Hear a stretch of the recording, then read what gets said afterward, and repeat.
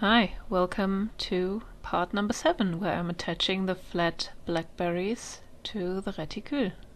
And I didn't even have to speed up the video file this time, so this one's going to be short and pretty to the point, and also very slow at the same time. Okay, we need a little description here. I started at the top middle of the berry, and you can see I'm making one rather rough hand-stitched seam. I'm weaving in and out between the individual beads, and this is so that the berry stays more or less in place when I'm attaching the corners.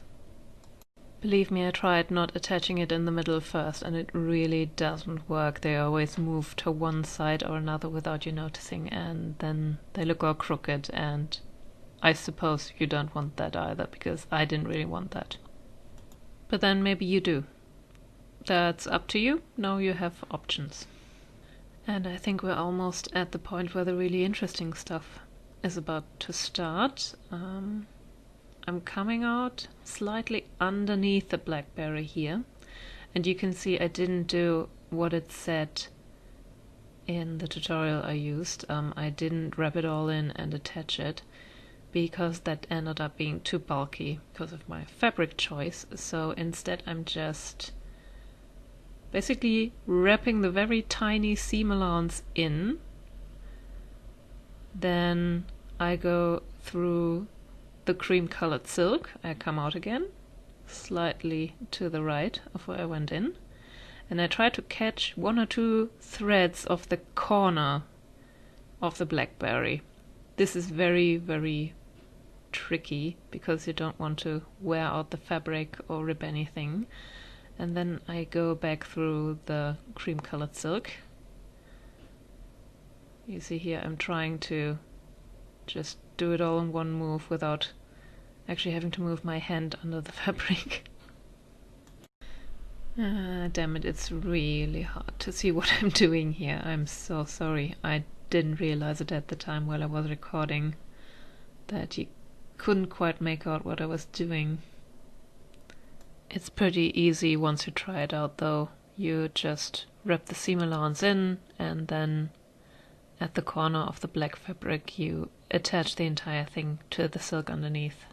There's one thing to keep in mind though. If you leave too much seam allowance or you pull on the corner of the Blackberry too hard and it gets too bulky and you kind of pull it into this three-dimensional shape, it means that the beads on the sides are going to lie sideways on the fabric, and that is not what you want, because if you look into the bead from the side you can see the little hole. It's very, very obvious, and because the contrast between the black beads and the fabric is so strong, that means that it's really going to be obvious if you kind of bend the berry to the side that those aren't actually blackberries, that it's beads that you've sewn on. So I know it's more realistic to have it more rounded, but I would avoid it because it ends up being somewhat counterproductive.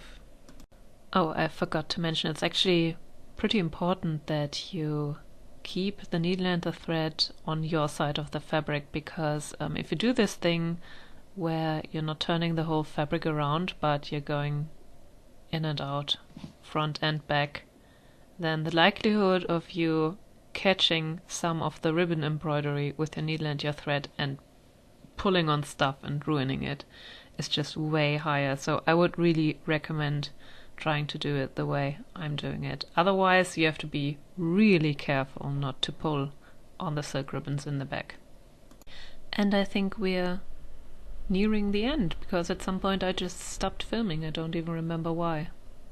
You sew all the way around the Blackberry, and once you reach the bottom you sew back through the Blackberry back to where you started, and you can see the thread I started with still hanging there. You sew back to that place, you make a knot, and then you sew the ends of the thread into the Blackberry so that you can't see them anymore or pull them out, and then you're done. That's it.